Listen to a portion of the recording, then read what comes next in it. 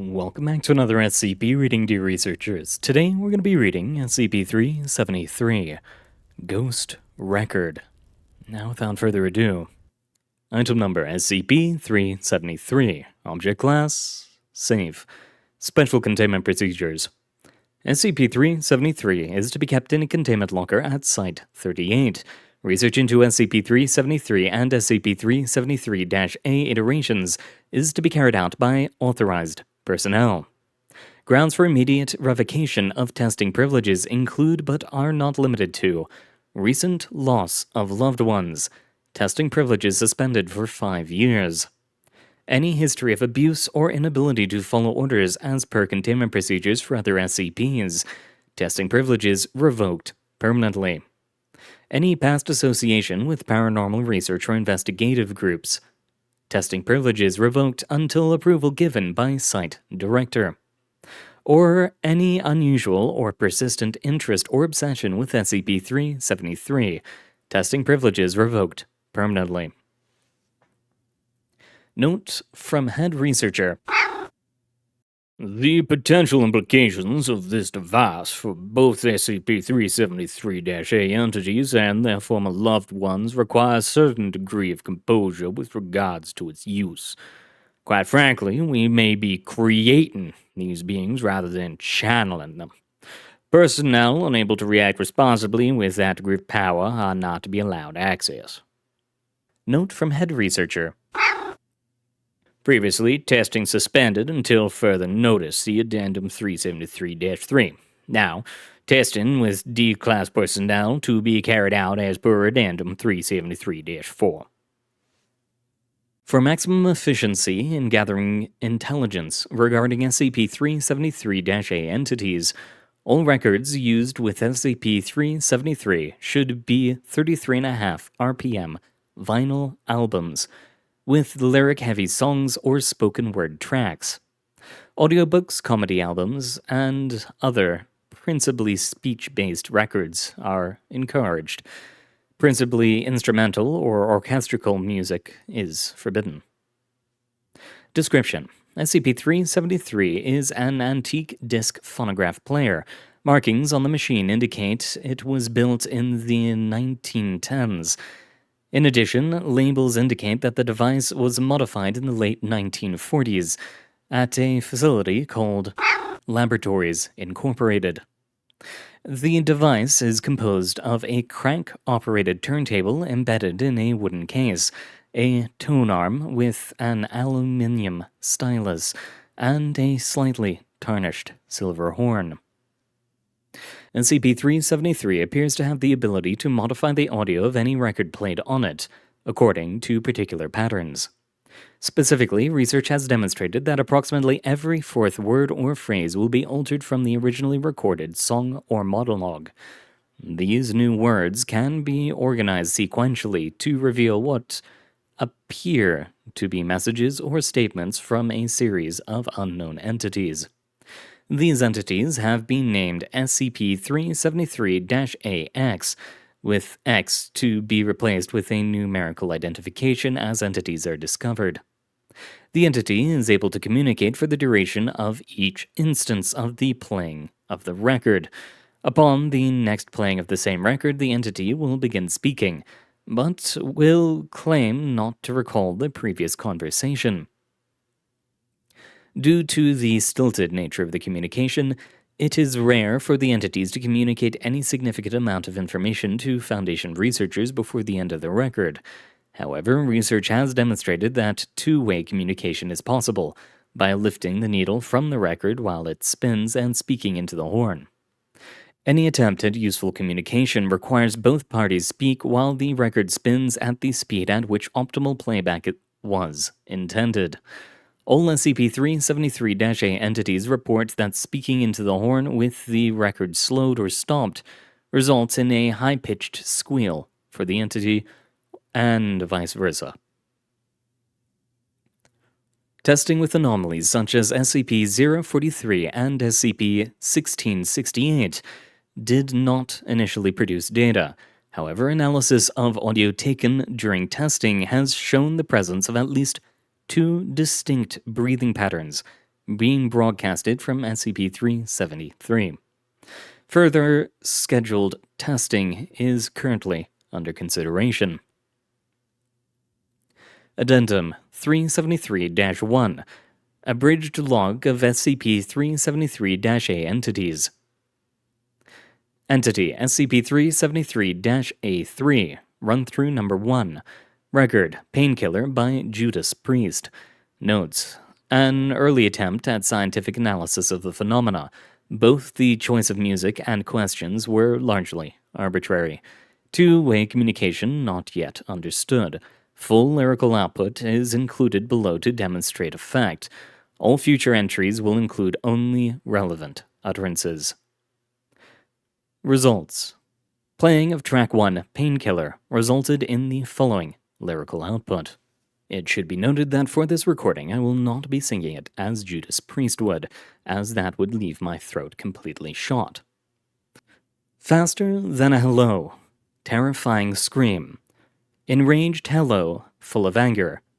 Who's half man and their machine. Rides the metal can. Breathing smoke and anybody. Closing in with here. Soarings high.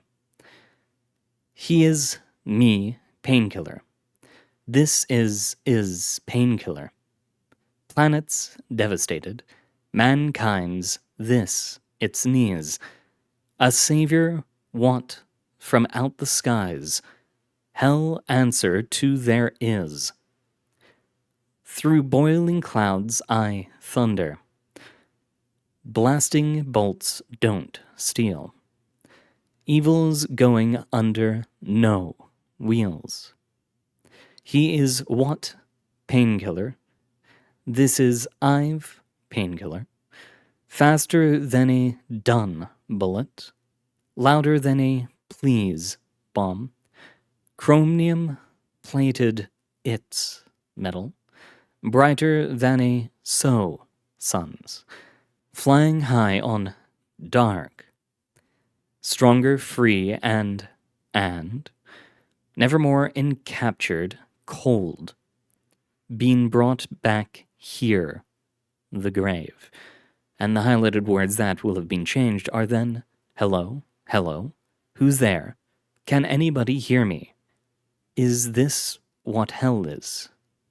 I don't know what I've done, please, it's so dark and cold here. Entity SCP-373-A3 Run-Through 8 Record Painkiller by Judas Priest. Notes: first consistent and notable demonstration of two-way communicative potential.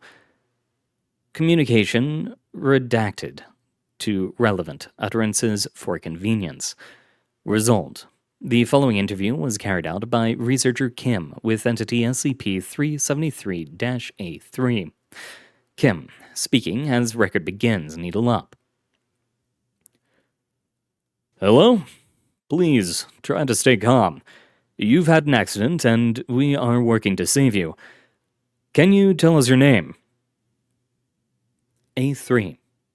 Hello? Oh, thank goodness, I thought I had died. Kim. Can you please tell us your name? A3. My name is Mary Turner. I had a dream. I thought they hanged. Kim. You're okay, Mary. Can you tell me what you see? A3. All dark, no light, just your voice. Please help. Kim. We're very close to getting you out. Just hold on tight. Can you tell me where you live and what day it is? A3. Valdosta, in Folsom County. Is my baby okay? Kim. It's fine, ma'am. Can you tell me what year it is? A3. What? You mean it's 1918?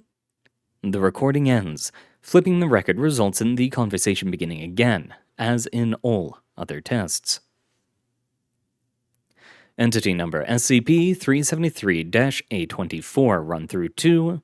Record item Pi 2. Notes: item Pi 2 is a vinyl record pressed at Site 38 for testing purposes, consisting of a rapid, though clearly audible, reading of Charles Dickens' A Tale of Two Cities. The speed at which the book is read allows for approximately 720 words per minute, increasing the potential conversational ability of the ensuing SCP-373-A entity. Result: the following is the interview between Researcher Kim and SCP-373-A24. Kim: Hello. There's been an accident. We're trying to get you out, but we need you to remain calm. Can you tell us what the last thing is that you remember? A24. Harry, is that you?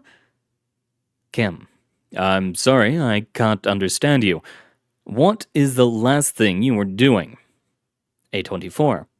Harry, it's me. It's Susan. The car skidded on the ice. Where are you? Kim, appearing distressed. Wait, Susan? Susan! Oh my god, Susan! Are you in there? Assistant Researcher Lucas. Harry, we can't tell them. Kim. That's her, Joey! That's my wife in there! To SCP-373. Sweetie, it's me, oh god! You've been gone for almost a year, but you're back now! Lucas. Security! We need security in here, he's losing it! Attempts to restrain Researcher Kim. Kim. Knocking down Lucas, grabbing SCP-373's horn, shaking. I'm going to get you out of there! Just wait! Several agents enter the room and drag Researcher Kim out by force, knocking SCP-373 to the ground in the process. Experiment ends. Damage to SCP-373 repaired. Researcher Lucas's injuries were treated. Researcher Kim's attack against Foundation agents attempting to restrain him led to his termination. Addendum 373-2. SCP-373 entities have been shown a greater tendency to present themselves as relatives or close friends of Foundation personnel in the last 2 months. This has begun to take place in spite of deliberate efforts to choose records at random. Statistical probability suggests it to be highly unlikely that we have been selecting these particular individuals without some influence on the part of SCP-373, requesting a halt to testing until a pattern can be discerned. Researcher Lucas. Addendum 373-3. Request approved. Head Researcher. Addendum 373-4. 4 different researchers have been caught over the last 3 weeks attempting to access SCP-373 for personal purposes. In one instance, a researcher successfully began to use a record already believed to contain one SCP-373-A entity, at which point he was able to communicate with his deceased daughter.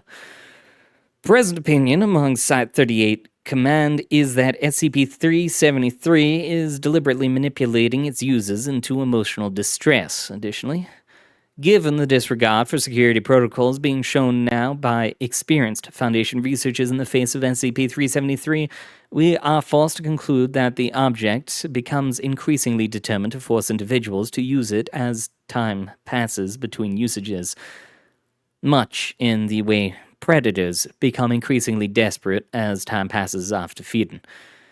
Suggestion that D-Class personnel be allowed to use SCP-373 twice weekly in order to prevent further deterioration of conditions here. Researcher Lucas. Addendum 373-5. Request approved. Head Researcher. I, first of all, have the feeling that this isn't actually communicating with the dead, and that it's just generating things from our memories, and there's some sort of mimetic psychic thing going on here. Second of all, I wonder if I could theoretically, if this did work with actual lives, communicate with one of my past lives. The third was a great one. That was fun. Anyway, thank you very much for coming, dear researchers. It has been an honor. Rooting for you. Good luck out there, and I hope to see you all next time.